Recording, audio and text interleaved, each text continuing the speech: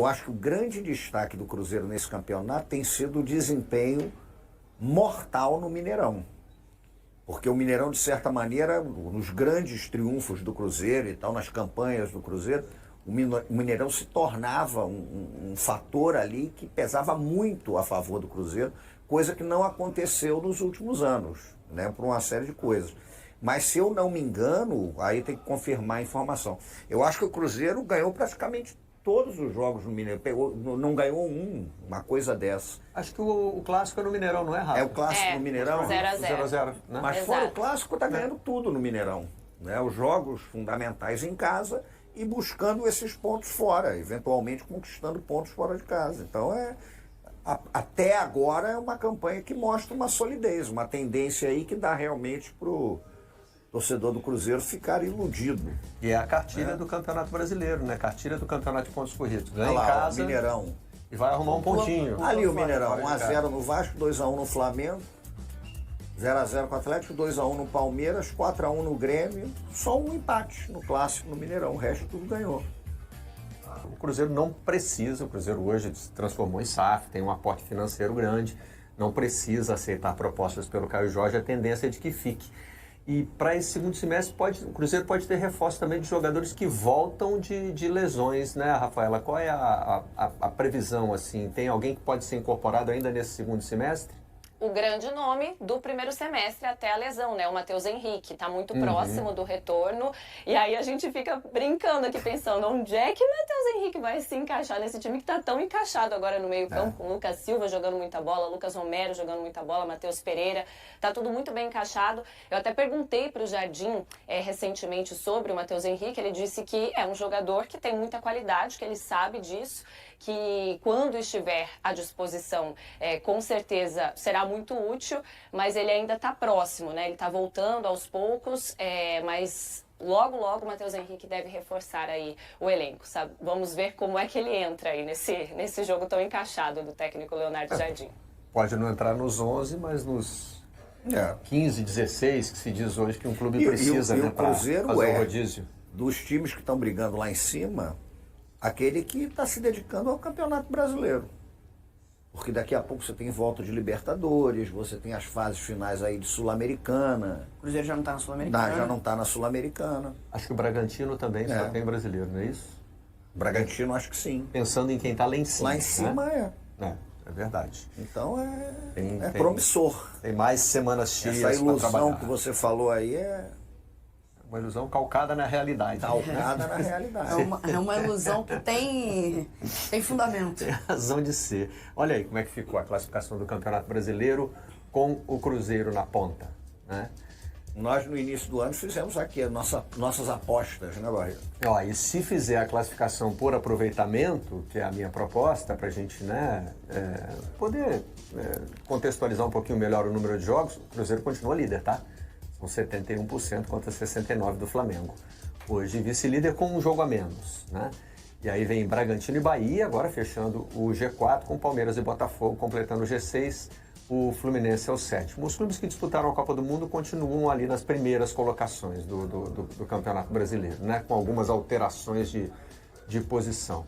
Depois vem Atlético, Corinthians e Ceará, como foi importante a vitória do Corinthians nessa rodada, hein? O Mirassol passou para a segunda página, seguido de Grêmio, Santos, Inter, Vasco e São Paulo.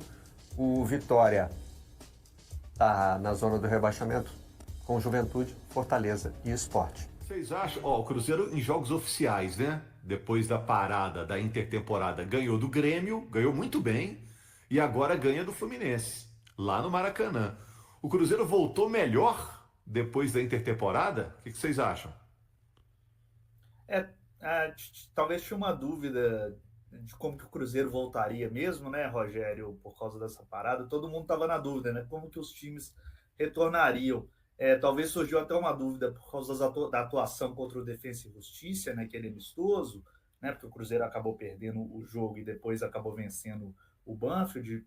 Todo mundo ficou se perguntando como que seria o desempenho do time, mas eu acho que o Cruzeiro respondeu bem já contra o Grêmio, goleando o Grêmio, não dando chance para ele. E ontem também, contra o Fluminense, acho que o Cruzeiro foi muito eficaz ontem contra o Fluminense. Só para a gente ter ideia, o Fluminense teve 28 chutes ao gol do Cruzeiro, o Cássio fez 7 defesas na partida, o Cruzeiro teve 8 finalizações, mas conseguiu ser muito mais eficiente aí que o Fluminense, fazendo 2 gols e não levando nenhum. Claro que também contou com a ajuda da trave lá no segundo tempo, mas de qualquer maneira, eu acho que o sistema defensivo do Cruzeiro funcionou muito bem durante a partida e vem funcionando muito bem. Metade das partidas do Cruzeiro no Brasileiro, o time não levou gol. Então, acho que o Cruzeiro voltou dentro daquele ritmo que estava e com a possibilidade de crescimento de algumas peças realmente do elenco. O Jardim vendo que tem peças no banco que podem mudar as partidas, como vem ocorrendo. Então, acho que o Cruzeiro está num momento muito bom, realmente, com os jogadores numa fase muito boa. E só para... Você falava do Caio Jorge, que ele fez 12 gols em 14 rodadas, mas dessas 14 rodadas teve uma que ele não jogou, né? Exato. Isso só torna mais impressionante o feito dele, né? Exato. Ele não jogou contra o Internacional na terceira rodada, Rogério, e ele não marcou gol contra o Vitória, contra o Atlético, contra o Vasco, contra o Bragantino quando ele esteve em campo. Então, assim, ele foi muito eficiente em outros 8 jogos aí que ele atuou, marcando 12 gols. Então, vem sendo um atacante que está tendo muita confiança. Ontem a gente já viu lá no começo do jogo ele arriscando finalizações. Parece que realmente ele está numa fase muito boa. A Fernanda citou aí a questão do Pix, né? Que só para explicar, o Caio Jorge prometeu, né, fazer um Pix de R$600 a cada jogador que desse uma assistência para ele. Já tem R$7.200 aí de Pix comprometidos. Que mordida, hein? Que mordida essa. Preparação do Cruzeiro encerrada. Mineirão com grande público. Já estamos chegando aí em 50 mil torcedores garantidos para este compromisso. O público vai passar dos 50 mil, que era aquela previsão do Cruzeiro. Claro que ainda tem a questão da biometria facial, a turma se adaptando a este novo processo. A questão do sócio também, mas foi uma venda muito legal, terá uma renda muito positiva ao Cruzeiro. E claro, né, aquele apoio da arquibancada, importante, o torcedor ter os pés no chão. Cada jogo é uma decisão. O jogo com o Juventude vale os mesmos 3 pontos de outros jogos do Campeonato Brasileiro. Então, paciência e apoio total ao time que vem entregando muito, com 100% aí de intensidade, como gosta o técnico Leonardo Jardim. Ainda tem ingresso à venda, ingresso.cruzeiro.com.br. Lembrando que, se você ainda não cadastrou a biometria facial, tem que acessar suacara.cruzeiro.com.br para comparecer ao Gigante da Pampulha. E aí você vai ter acesso ao jogo deste domingo. Lembrando que a bola rola às 4 horas da tarde. A preparação foi encerrada. O Cássio desfalque aí por causa do terceiro cartão amarelo. Léo Aragão será o goleiro do Cruzeiro. O Otávio, muito jovem ainda, não teve atuação no profissional e vai ficar como opção no banco para o técnico Leonardo Jardim. Todo mundo passando muita confiança para o Léo Aragão, para que ele possa ter aí uma grande estreia na Série A do Campeonato Brasileiro, vestindo a camisa do Cruzeiro. O Léo Aragão, então, sendo o goleiro neste domingo. O restante do time, o Leonardo Jardim vai aguardar aí. Claro que todo mundo foi a campo hoje, mas ainda é o processo de recuperação pós-jogo, porque muita intensidade na quinta-feira. Estamos no sábado ainda, né? Um curto período de recuperação, e o Departamento de Saúde e Performance do Cruzeiro vai trabalhar aí ao longo da noite, amanhã, para deixar todo mundo bem condicionado para entregar essa intensidade que o Cruzeiro vem tendo nos jogos. Fica a dúvida ali quanto a Fagner e o William. O Kaique volta à lateral esquerda, e aí vamos aguardar essa questão da direita, Fagner ou William. Se não tiver nenhum problema aí, creio que não terá, o Leonardo Jardim pode manter o que vem dando certo. Fabrício Bruno, Vidalba, Romero, Lucas Silva, Christian, Wanderson, Matheus Pereira e Caio Jorge. Mas repito, escalação mesmo somente amanhã, porque o Leonardo Jardim gosta de esperar e ver como todo mundo está, e até mesmo a questão do William.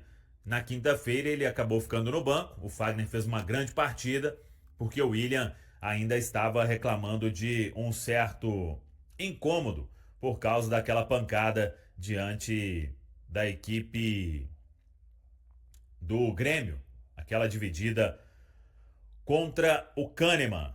Aí o Cruzeiro teve a baixa do William, ele até entrou no decorrer da partida diante da equipe do Fluminense. A informação importante do dia é sobre o goleiro Matheus Cunha. A gente falou sobre isso recentemente, o grande Rodrigo Genta tinha trazido a informação, o interesse, uma iniciativa do Cruzeiro pensando em um pré-contrato, goleiro de 24 anos, e a informação que a gente tem é que apareceu uma oportunidade de mercado, o Cruzeiro se interessou, é um goleiro com uma bagagem bem legal apesar da idade, hoje é reserva no Flamengo, tem potencial e sem custos, um contrato de 3 anos, foi assinado inclusive o famoso pré-contrato.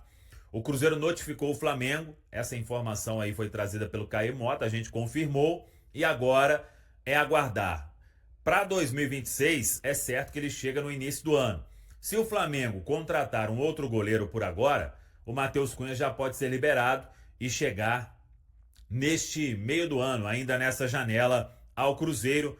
O jogador, repito, está contratado através de um pré-contrato que foi assinado e vai valer por 3 temporadas. Para a gente fechar, teve clássico no Mineiro Sub-20, Sesc Venda Nova, mando do Atlético Mineiro. Atlético e Cruzeiro empataram por 1-1. Cauã Batistella fez o gol de empate do Cruzeiro. O Cruzeiro lidera no Mineiro Sub-20. Cruzeiro que já está classificado para as quartas de final do Campeonato Brasileiro Sub-20. E no Campeonato Mineiro é o líder do Grupo A. É quase um clichê falar sobre o momento excepcional que o atacante Caio Jorge está vivendo no Cruzeiro.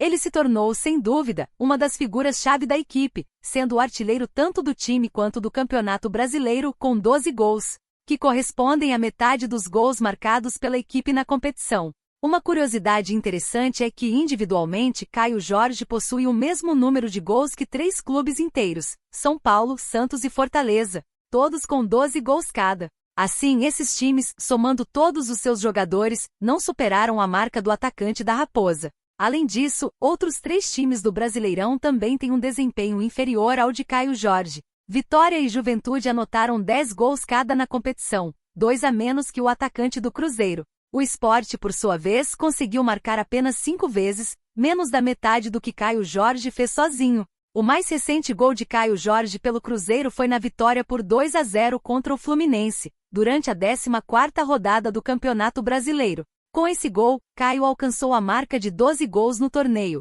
igualando-se a um grande ídolo do clube, Tostão, que foi o único artilheiro da história do Cruzeiro na competição, tendo marcado a mesma quantidade em 1970. E aí, galera, o que acharam?